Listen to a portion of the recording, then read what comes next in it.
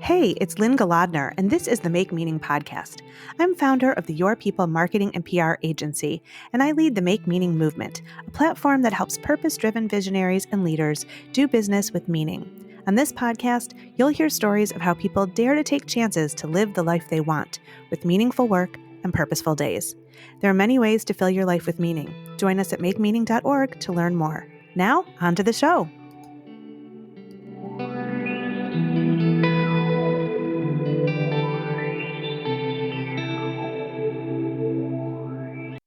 Munson is the New York Times and international best-selling author of the novel Willow's Grove and the memoir This Is Not the Story You Think It Is, A Season of Unlikely Happiness. Her writing has been published in 9 countries, and she's been featured in magazines and newspapers around the world. From her home in Montana, Laura leads the Haven Writing Retreats, and she speaks and teaches widely on the topics of empowerment, creative self-expression, and the language of change. Laura, welcome to the Make Meaning podcast. It's great to be here, Lynn. Thanks for having me. It's such an honor to speak with such a well-published author and live a little vicariously through you. And so I want to start at the beginning and ask you where your journey began and when were you bitten by the writing bug? Oh, that's a great question. I love answering that question. I have been writing since I was a little girl, and I have journals that go back to 4th grade in my office closet. And, I did it, I think, as a way of processing life. It was like my refuge. It's where I felt safe to be able to express myself any way I wanted. And little by little, around, I'd say my senior year in college, I realized that it was more than just about creative self-expression, that I had, a true obsession with the written word. Mm-hmm. And that's when I started learning my craft. And that was 1988. So I've been writing ever since, and I've got all sorts of unpublished books and, a few that are really good that I hope to get published. I've got about 8 books that are ready to go. Wow. I'm writing 2 books right now. So That's I like to amazing. say it's my practice, my prayer, my meditation, my way of life, and sometimes my way to life. Oh, I love it. That's a really beautiful saying. So I have to, of course, go to your 2009 New York Times Modern Love column, which I've read, about how your husband came to you seemingly out of the blue and said, "I don't love you anymore. I'm not sure I ever did." I mean, wow, like to experience that and then to write about it and then to catch the attention of a publisher and begin this best-selling journey. Like, tell me about that. Well, that's a really long story, but the short version, the short version of it is that fiction is my true love. And that's why I was so pleased to publish my novel, Willow's Grove, this March. And boy, when I wrote that book, never did I believe the subject would be so timely, which is basically 4 women answering the question, so now what? Which we're all asking right now during this pandemic. Yeah. But as I said, writing is really my way of navigating life. And so during that difficult time in my life, I wrote my way through that marital crisis, never thinking that I would end up publishing it because I wasn't used to writing memoir. I had written short pieces in my nonfiction voice, personal essays, but that seemed so deeply private to me. But when I finished it and the marital crisis came up for air, it eventually needed to end. I ran it by my husband and he was open to it. I really focused hard on not vilifying him or exposing him. It was really about my mind and how it both serves and sabotages me and how I needed to gain new awareness of that by doing this writing. So I wrote the short version of it because I thought it would be a great match for the Modern Love column. I already had an agent. The book was already done. And I knew that I needed a larger platform before we started to send it out to editors. And they took it. And I had been rejected by Modern Love plenty of times. It's very, very difficult to get published in that column. And to date, it's the number 2 most read essay in the history of the column. And they put it on their podcast, and I owe Dan Jones at Modern Love the start of my career. So then I got to work with Amy Einhorn, who's one of the best editors there is. She edited The Help and Big Little Lies and all sorts of other best-selling books. And that was in 2009. And so I between Amy and Dan, those are the people who were the angels at my table. Well, you were so dignified in that. And it just, was such a beautiful piece to read. And I went through a divorce when my kids were super little. And I remember writing some essays, none of which have seen the light of day. And my writing coach and mentor was like, you need to be nice about him. Like you might be hurting now and you might be, blaming him, but it's both of you. And like it was sort of a wake up call to me. And I realized there was no sympathy in my writing and that it wasn't relatable. And so it was such a good lesson. And I read yours and I'm like, oh my gosh, it's so perfect and dignified. And I loved it. So way to go with that. And I know it's a hard topic to talk about. So I want to pivot to Willow's Grove. And you have two best-selling books, which is phenomenal, that have been published in addition to all the others waiting to be published. But, what has been the response to Willow's Grove? And, how do you feel about it now that it's done? It's sort of like, I don't know about you, but when I have written a book, it's the anticipation and the expectation, the excitement of it. And then once it's out, it's like I'm writing the next book, even if I'm promoting that book for a while. And so, how does it feel to you and what has been the response? Well, during this pandemic, I think people are reading more and more. And I think that the fact that it takes place in Montana creates sort of a respite. You write a lot about pausing and pivoting Mhm. and those are two of my big messages too. And that's what the women in the book do. They take a break from their life. They're all at major crossroads moments. And each of them is staring down the barrel of, so now what? And they decide to come together. So it's a friend of a friend of a friend of a friend and tell each other their stories, what was supposed to happen, what actually happened, so that they can help themselves find the answer to so now what. And what I hope is that people are reading this book and starting the movement I want it to start, because I want people to say, I need this. I need to be with people who will listen to my story. I need to be having the conversations that so many of us aren't having. And so in terms of the experience of it, when I was out promoting it on the road, and I'll be out again when things settle, we have to believe they will. Yes. Yes. I loved not being the main character. I've fallen so in love with these four women, and I've been working on that book for 8 years. And it was so amazing to watch the message take flight, in people's hearts. And I was on the East Coast in New York and Boston and Chicago and Minneapolis. Then I had to cut the book tour, sadly, short and come home due to the COVID virus. But I fully plan on doing much more promotion for it. And I love it because while this is not the story you think it is, helped a lot of people know that they're not alone. Knowing that there was a real woman out there going through that time of her life. Willow's Grove, I'm just its messenger, Yes. And Yes. so I feel like I feel like the movement really is going to happen because people will value gatherings like that even more, intentional gatherings where you're not with the people in your daily life, that might judge you or take you personally. This is a different kind of gathering. I'm calling it a bridge community. And that's what I think people are going to be really longing for. And I think my final point about that is that what inspired it are my Haven writing retreats that I've been leading for the last 8 years. I've watched over 1,000 people from all sorts of different demographics gather in these small, intimate groups for the express intention of sharing their heart language with one another, whether or not they're writers.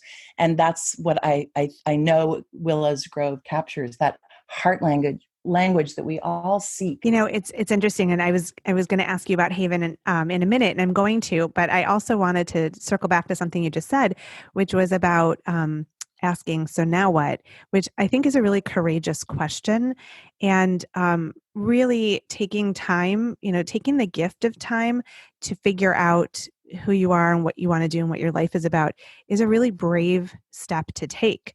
So, I mean, did you intend it to be like a daring sort of a soul expression for your characters, or was it just the necessary next step for them? Well, it's funny because when I set out to write that book, I was returning to my love of fiction. That's what I've been working on for, however many years I've been writing are novels. And I wanted to figure out how I could capture that magic of those bridge communities in fiction rather than having it be prescriptive or like a self-help book. Mm-hmm. I don't really write self-help, although I'm writing a book about self-expression right now that I suppose could be considered self-help. But the first time I wrote it, I think my heart was so attached to having this retreat be as magical as Haven, even though the book is not in any way a writing retreat. They use some writing in it Hmm. to help them move forward in their lives. But it's not about a writing retreat, but I still wanted to capture that magic, I think, as the retreat founder and leader. Hmm. And by the time I finished the first draft, I thought I need to take a shower now. Like, so prescriptive and gross. And these women are all totally signed up for it, from the get-go. So then I got to know the characters and really let them tell the story, and started all over again. And then it took me about 19 drafts to get it right. Oh my And gosh. so they're not showing up like you might show up for therapy. They're showing up for connection and community, and they resist it. Two of them have their eye on the exit sign, for like the first 100 pages. And I think that's much more realistic. These women, I think, are very real in how they look into the conflict and find the heart of conflict, which is something I also teach at Haven. So it's not like daring. I think that they really all feel so desperate and helpless and alone. And I think that's what happens for a lot of people when we're going through these big crossroads moments, because there's shame involved. Hmm. It's like we choose to get married, we choose, or to, who our partner is, we choose to have children, we choose our careers. And those are often the things that bring us so much shame that we isolate. And these women really are, when I say staring down the barrel, they're not suicidal, but they really know that they have got to figure out what's going to come next in their lives, and that they can't do it alone anymore. And that's why the recipe for it works so well. It's I invite you, you invite a friend, you invite a friend. So Yeah. each of you has one friend that they feel safe with. That's really So they beautiful. can, I can't wait to read it. It's on the top of my stack. So we have to talk about Haven. I want to hear all about it. In fact, when I first heard about you was from my friend Darcy Smith. Give her a shout out here. Actually, Darcy Smith Swisher, I should say, because I've known her a lot longer than she's been married. But she went to one of your Haven programs like I think 6 years ago and just was raving. And so I want to hear what Haven is for our listeners and how it came to be and what the opportunities are. yeah, well, great. Thanks for asking. That's the thing I love talking about most. Darcy has been a great help, and she's a wonderful writer too. And so I was so grateful when she connected us. Um, Haven, it was born in post-divorce reinvention, because Hmm. I wanted to keep my house and my children's lives stable. And I really, had only been a writer and a mother, and, had worked odd jobs over the years, but I was lucky that I wasn't responsible for a regular income. And so out of the blue, as so many people going through divorces have experienced, I had to ask myself, what can I do that I'm good at? I mean, I truly have sat at that intersection of heart and mind and craft for years and years and years. And I knew that so many people have a hard time doing that. And the book had come out, the memoir had come out. It was a New York Times bestseller and an international bestseller. And so a lot of people felt an intimate connection with me, because the book is written as if to a really good friend. That's what a lot of people have told me. And so I put it on Facebook one day, just thinking, I'd spoken at these big women's conventions, sometimes 2,000 people at a time. And I kept hearing over and over again, I want to write. I want to write. Hmm. But, and then all the refusals would come. But who Hmm. do I think I am? Or it's self-indulgent at best, or I'm not Hmm. creative. And I thought, there's a real hole in our society that needs permission to be able to find your unique voice and get it out there, whether it's for your eyes only or something that you want to publish. Hmm. And so I put it on Facebook. Hey, anybody want to come on a writing retreat with me in Montana? And in 2 hours, 24 people signed up, Oh Lynn. my gosh. Oh my gosh. That's amazing. I know. And I was not a teacher. I had no idea where I was going to lead it. I just I knew that Montana had been a great teacher for me, and that Hmm. people wanted to come to our beautiful valley and take that break from their life. So I figured it out, and it's now ranked in the top writing retreats in the country. Like I Mm. said, over 1,000 Haven alums, and I now have 6 different programs. Right now they're on hold Hmm. because of the pandemic. But I do have a really strong Haven community, and try to be a mentor to people in that community. I've now taken right now because of Willows Grove and the theme of it. So now what? I've taken that work online, and I've been doing 1-day workshops for Mm. people who are not writers at all. You don't have to be a writer in any way to do these, but as long as you can hold a pen in your hand, you can do this work, and people are getting a lot out of it. But I am planning, the minute we can gather again safely, to lead my fall retreats. I'm hoping I can lead those. Hmm. And then my 2021 calendar hopefully will be something that I can do, because I miss it. It's an incredible honor to be able to do this work with people. And some people are working on books. I've had best-selling authors come. Some people Wow. are journalists. Some people only, have written for their job. And some people just want to get back into writing in their journals again. So it really, the programs meet you where you need to be met. That's very, very cool. So we will put in the show notes links as to how people can find you, and make sure that they can sign up for newsletters and information. And when the programs start again, get their name on the list, which is very, very cool. And I probably will add my name too. So that's very cool. So you mentioned, we've talked a little bit about this special time that we're in with the pandemic, and you're a mom of 2 young adults now. And I know you've been sheltering in place with them for some time. How has your identity as a mom changed as your children have grown up and left home? Like, have you stumbled upon a new definition of self in that time? Yeah, that's a big question. I share this very publicly. In fact, I've been working on a memoir about it. I've had a really hard time with empty nest, and I think that is something that a lot of women and men are feeling, and just not talking about it, because it is one of those sorts of shame pieces. I mean, that was something when I was out on the road. I was taking a poll. What are the top major crossroads moments in our collective, and empty nest was one of them. I have to tell And you, Laura, that I am dreading it. And I have, my oldest just graduated high school and is going to St. Olaf College, where your son is. And that's right. I mean, I'm close. I have 4 kids and I'm really close with them and I adore them. And I was like preparing myself. And then this pandemic hit, and now we're together all the time. We're playing games, board games at night. We're cooking together, lots of meals together. And so we're even closer than we were. And so now I feel like when he does go, it's going to be even harder than I thought. Like, I was preparing myself, but we had this well-oiled machine and we were so busy that I felt like, okay, I can weather it. And now I'm really nervous. I feel like it's going to be even harder, So I can totally relate to what you're saying. Oh, yeah. Thanks for sharing that. I mean, again, these are the kinds of conversations that the women in Willows Grove have, the ones that they're not having, the ones that we need to be having.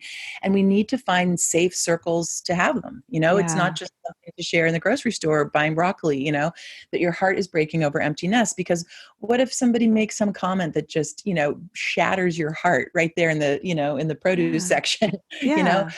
For me, yeah, they're both back, and we don't know each other this way anymore, because we know each Really? other on holidays, or when I visit them at school, or or if I visit them in the city where they live.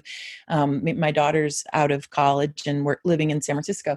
They're both here now, and it's been really amazing to get to know my adult children, and they're young adults still, but they're grown up. They're 6 foot tall, and they know they know how to make scrambled eggs now. And um, so I think just any advice to your listeners, based on your question, would be that one of the things that got me through this last winter when I was alone, for the first time in my life, that was even more than empty nest. It was just being alone. Yeah. I it was leading my retreats, identifying myself as a teacher, and also writing as much as I could. And so that really is something that, going through all those years of raising them, I held that close to my heart, that no matter what, I would have my writing. And then Yeah. on top of it now, the surprise chapters that I'm also, a teacher and retreat facilitator and editor and writing coach. So Yeah. those things I think are important to cultivate throughout your motherhood, so that when that time of your motherhood is over, you can still feel productive and creative and proud of yourself, and that's Yeah. something I think a lot of people lose themselves in their motherhood, only to get to empty nest and feel like they have to just start all over again. And I don't want that for people. So that's another thing I really love about Haven, is that whether or not people want to be writers, they're finding their voice and what makes it unique and essential. Hmm. And that's a real gift. That's priceless. If you can be connected with your creativity in that way, to me, that goes a long way and is priceless. It's so true. I mean, finding your voice is not just about writing a book, it's about using your voice to affect change, to send important messages and ideas out into the world. And we all have that ability, and we just have to believe that our voice is strong enough and important enough to be heard, to have people turn and say, I need to listen to what this person is saying. So it's amazing the work that you're doing. And I hope people will check out the Haven writing retreats and programs. So I have to ask how you structure your days. Like, do you write every day? Do you journal? What gives you meaning at this time? Like, do you have a structure, or does each day sort of ebb and flow? Well, every writing teacher answers, and every writer answers that question differently. There's a school of thought that we should write every day, and I disagree with it, because what I'm trying to set myself up for as a writer, and my clients, is the feeling of completion and fulfillment, and sometimes relief from writing. And you might not be able to do that every day. And so if you set it up that you're only successful, whatever that means, if you write every day, then you're going to end up falling short and feeling guilty and maybe stop altogether. And so I tell people, set yourself up for the feeling of completion and fulfillment based on who you are and what your life is like and what your personality is like and what your responsibilities are. And that might be really different in the summer if you're a mother than, during the school year. Or, I have some people who are single parents sharing custody of their children. And so they're like 1 week on, 1 week off. Hmm. And the week off, can be really heartbreaking. And so I'm saying, find a writing protocol that works for you based on your life. And I've also always said, I'm raising flexible children, and I think I've raised a flexible writer in myself too. Hmm. So I'm very kind to myself. That's something we work on at Haven, about just how cruel we are in our minds, the inner critic. And so many of us aren't even aware of how we speak to ourselves in our minds. And so what I'm really calling for is to create an inner champion that accepts you for who you are, instead of how someone else does it or how you think you should do it. Like, let's get rid of that word and accept who we are, and lovingly show up for our creative self-expression on the page. And to me, that's only going to beget the feeling of what I'm after, which is completion and fulfillment. And if I can be inspiring to somebody, that's great, but it's got to start by bridging to yourself first. Yeah. Well, I want to thank you for that, because I'm realizing, that I unconsciously beat up on myself when I don't write, and I need to stop that. And so I'm listening to you and I'm thinking, it's okay. If I write one day and I don't write the next, that's okay. And I have to forgive myself. And so thank you for bringing that realization to the fore. I really appreciate it. Um, Well, I'm working with a lot of people right now outside of Haven and doing consulting. And that's something, if I've got you for 5 days, I can really help you cultivate that. But even just for an hour session, I think people are getting a lot out of it. And I'm only doing this during the pandemic, because then I'll be getting back to Haven, and I have a bunch of new clients. And it's just really wonderful to be able to see how people are using writing to get through this time too. We need it. In fact, I do a free Friday evening 1 hour journal writing class. It's a practice that I teach, and I have over 200 people that show up for that, and it's that's free. amazing. I know people need it. People need. It just so happens that one of my skill sets is something that's really in the collective right now, and I'm happy to be able to help. It's really great. I can't wait to read all the Corona chronicles that come out of this and all the new enlightenment that we have. So that's amazing. So Laura, I usually finish my interviews with guests by asking what permission slip they would give to our listeners. And that's just sort of their unique way of telling our listeners to give themselves permission to to explore what their meaning is and how they can live and work with their purpose as their guiding light, their compass. And so I wanted to ask you what permission slip you would offer to our listeners to get themselves on the path toward identifying their meaning and living with purpose. I love that. I love that you're doing this work, Lynn. Thank you. This is so important. Well, this is something that I share at Haven and also in my workshops. And it is the permission slip I gave myself when I went out on the road for the first time, because that memoir, This Is Not the Story You Think It Is, had me on Good Morning America and all sorts of big publicity. And it was something very new for me, as I explained before. Mm-hmm. To be the main character. It was just never anything I thought would happen. And suddenly, I promoted that book for about 6 years because it was published, all around the world. Mm-hmm. And so this is the permission slip I gave myself when I went out, and it helped me. I give myself permission to be exactly who I am and have it be easy. I give myself permission to be exactly who I am and have it be easy. And a lot of people are throwing around that phrase, find your voice. It's a lofty claim. And what does that even mean? Mm-hmm. And the way I teach it is that that you're in your voice or in your flow when there's ease. Not that it's necessarily easy, because it might be very difficult material that you're exploring. Mm-hmm. But if there's ease, then that's when you're in your voice, ease and flow. And so I applied that to my life. I apply it to my writing, and I apply it to my teaching. I give myself permission to be exactly who I am and have it be easy. Mm-hmm. And that always feels like a big sigh of relief. So I hope that helps your listeners. I love that. I love that. We will share that widely. And I hope everybody will take that permission and be who they're meant to be and not fight against it. So, Laura Munson, it has been such a pleasure to have you on the Make Meaning podcast. I'm so honored to know you and to share your work with our listeners. And I hope a lot of them connect with you after this. Thanks, Lynn. Thanks for the work you're doing and how you're showing up in the world. The world needs more of you. So thank you. Thanks for listening to the Make Meaning podcast with Lynn Galadner. You can find us wherever you listen to your favorite podcasts.